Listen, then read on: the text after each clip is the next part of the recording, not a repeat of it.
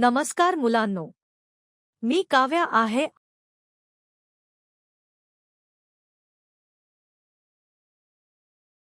आणि पुन्हा स्वागत आहे. मागील सत्रात आपण सस्पेन्शन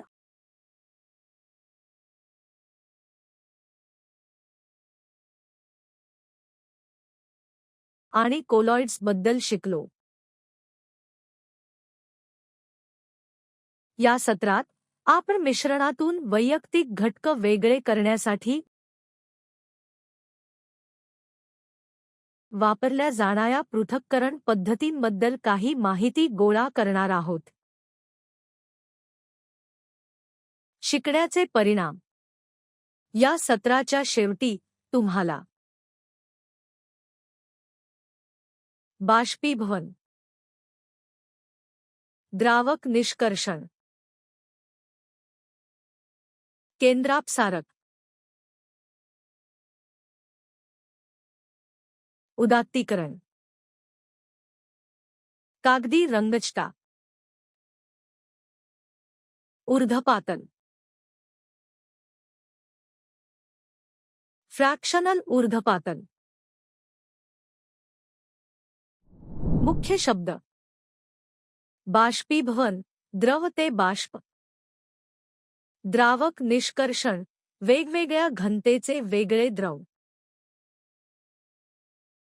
केंद्रापसारक, वेगवेगळ्या घनतेचे वेगळे मिश्रण.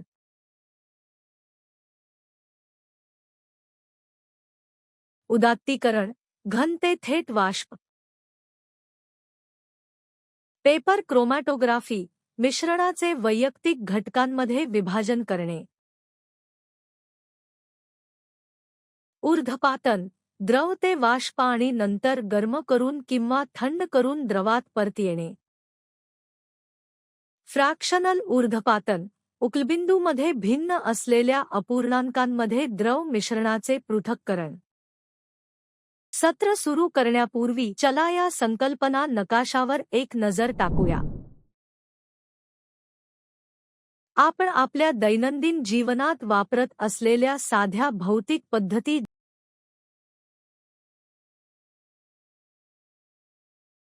जसे की हाताने निवडणे, चाळणे, गाळणे इत्यादी वापरून विषम मिश्रणे त्यांच्या संबंधित घटकांमध्ये विभक्त केली जाऊ शकतात. कधीकधी मिश्रणातील घटक वेगळे करण्यासाठी विशेष तंत्रे वापरावी लागतात.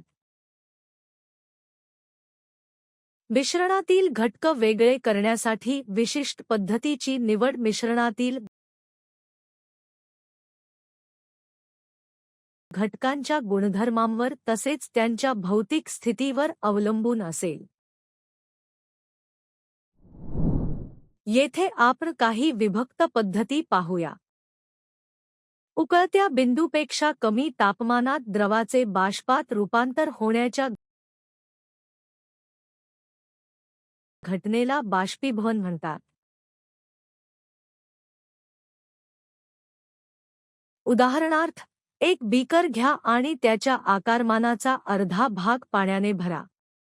बीकरच्या तोंडावर एक घड्याळाचा ग्लास ठेवा. घड्याळाच्या काचेवर शाईचे काही थेंब टाका.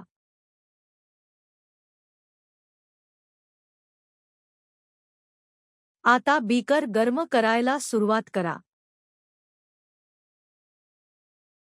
आपल्याला शाई थेट गरम करायची नाही.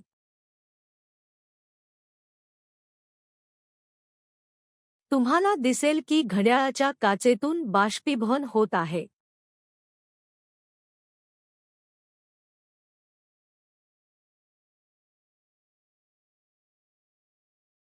घड्याळाच्या काचेवर पुढील कोणताही बदल दिसून येत नाही तोपर्यंत गरम करत रहा.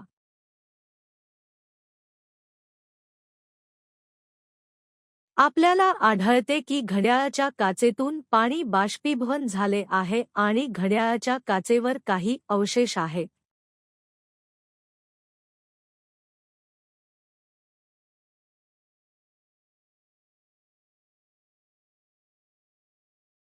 आपल्याला माहित आहे की शाई हे पाण्यात असलेल्या रंगाचे मिश्रण आहे. अशा प्रकारे आपण बाष्पीभवन वापरून शाईतील घटक वेगळे करतो. विभाजक फ्नेल वापरून द्रावक निष्कर्षण पद्धतीद्वारे दोन अविभाज्य मिश्रित नसलेले द्रव वेगळे करता येतात. तत्व असे आहे की अविभाज्य द्रव त्यांच्या घनतेनुसार थरांमध्ये वेगळे होतात.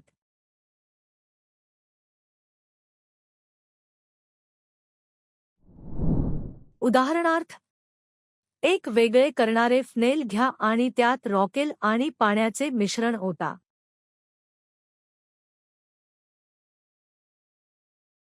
ते काही काळासाठी अबाधित राहू द्या, जेणेकरून रॉकेल आणि पाण्याचे वेगळे थर तयार होतील. वेगळे करणाऱ्या फ्नेलचा स्टॉपकॉक उघडा आणि खालचा थर पाणी काळजीपूर्वक ओता. रॉकेल स्टॉपकॉकपर्यंत पोहोचताच वेगळे करणाऱ्या फ्नेलचा स्टॉपकॉक बंद करा.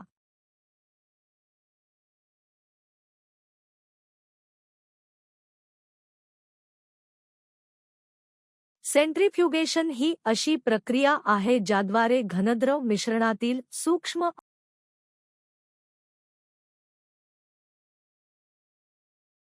अद्राव्य घन पदार्थ सेंट्रीफ्यूज नावाच्या यंत्रात वेगळे केले जाऊ शकतात.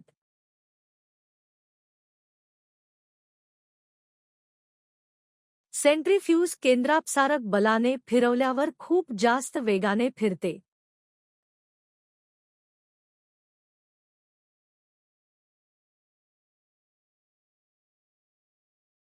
तत्व असे आहे की घनतेचे कण तळाशी ढकलले जातात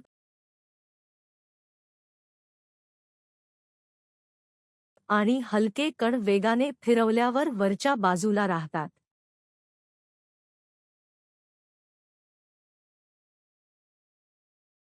दुधाच्या डायरीमध्ये सेंट्रीफ्युगेशनचा वापर दुधापासून मलई वेगळे करण्यासाठी केला जातो.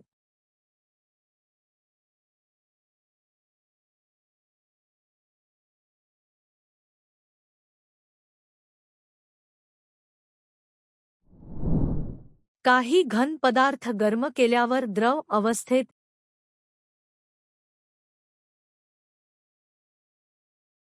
जातात, थेट घनातून वायुमय अवस्थेत बदलतात. थंड झाल्यावर वाफ घन पदार्थ परत देतात.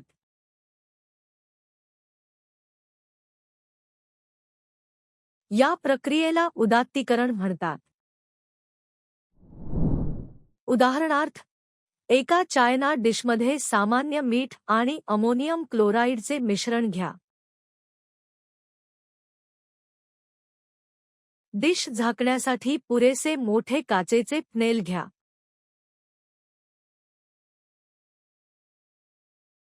फ्नेलचे तोंड कापसाने बांधा आणि ते डिशवर उलटा करा.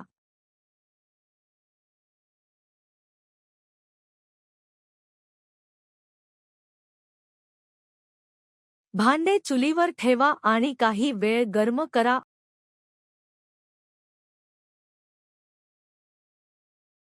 आणि फ्नेलच्या भिंतींचे निरीक्षण करा.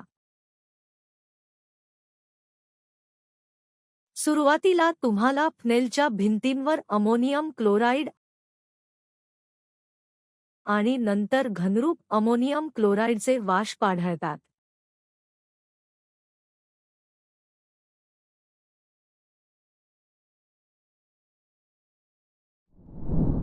क्रोमॅटोग्राफी ही एकाच द्रावकामध्ये वेगवेगळ्या द्रावणीयतेवर आधारित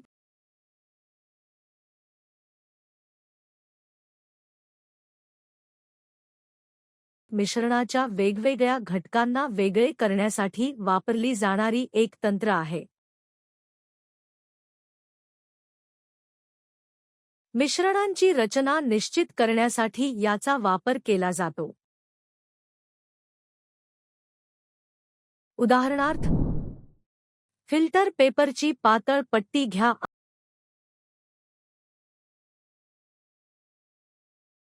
आणि मार्कर वापरून फिल्टर पेपरच्या तळाशी जाड रेषा काढा.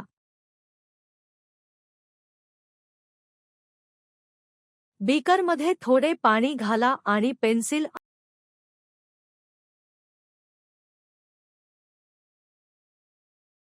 आणि सेलो टेपच्या मदतीने कागदाची पट्टी अशा प्रकारे लटकवा की ती फक्त पाण्याच्या पृष्ठभागाला स्पर्श करेल.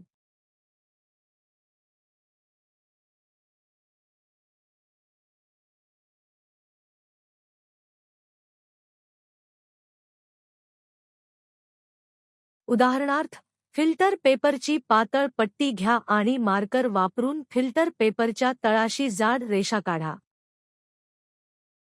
पाणी कागदावर 5 मिनिटे वर जाऊ द्या आणि नंतर पट्टी पाण्यातून काढून सुकू द्या.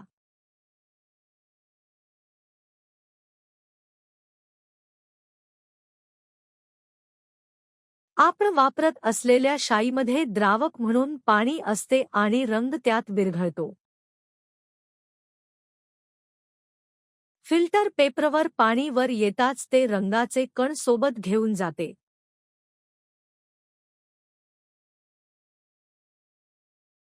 सहसा रंग हा 2 किंवा अधिक रंगांचे मिश्रण असतो. पाण्यात अधिक विरघळणारा रंगीत घटक जलद वर येतो आणि अशा प्रकारे रंग वेगळे होतात.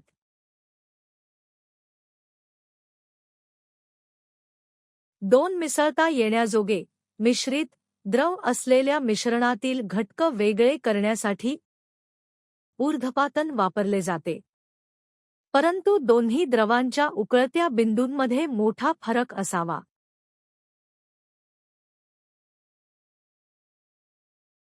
उदाहरणार्थ, आपण त्यांच्या मिश्रणातून एसीटोन आणि पाणी वेगळे करण्याचा प्रयत्न करूया.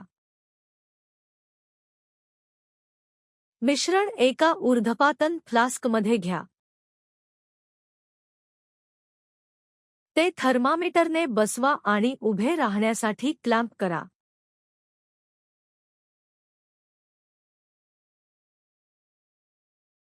कंडेन्सर फ्लास्कला जोडा आणि कंडेन्सरच्या दुसऱ्या बाजूला ऊर्ध्वपातन गोळा करण्यासाठी बीकर ठेवा. थर्मामीटरवर बारकाईने लक्ष ठेवून मिश्रण हळूहळू गरम करा. एसीटोन कंडेन्सरमध्ये बाष्पीभवन होते, घनरूप होते आणि कंडेन्सर आउटलेटमधून गोळा केले जाऊ शकते. डिस्टिलेशन फ्लास्कमध्ये पाणी मागे सोडले जाते. 2 किंवा अधिक मिसळता येणारे द्रव ज्यांच्या उकळत्या बिंदूंमध्ये फरक 25 डिग्री सेल्सिअस पेक्षा कमी आहेत त्यांना वेगळे करण्यासाठी फ्रॅक्शनल डिस्टिलेशन प्रक्रिया वापरली जाते. हे उपकरण साध्या डिस्टिलेशनसाठी वापरल्या जाणाऱ्या उपकरणासारखेच आहे.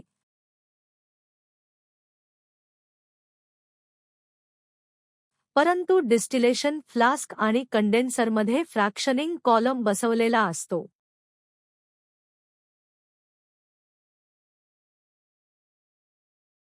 एक साधा फ्रॅक्शनिंग कॉलम म्हणजे काचेच्या मण्यांनी भरलेली नळी.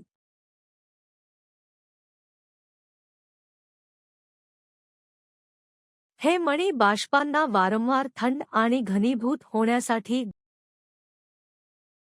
जास्तीत जास्त पृष्ठभागाचे क्षेत्रफळ प्रदान करतात.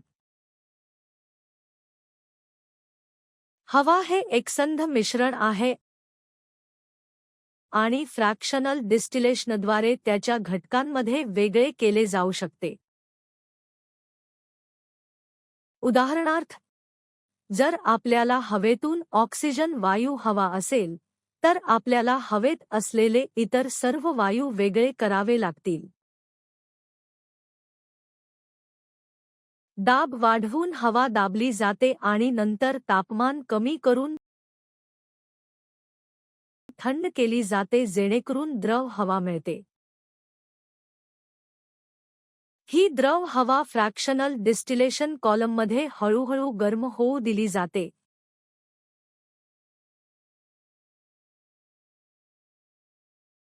जिथे वायू त्यांच्या उकळत्या बिंदूंनुसार वेगवेगळ्या उंचीवर वेगळे होतात.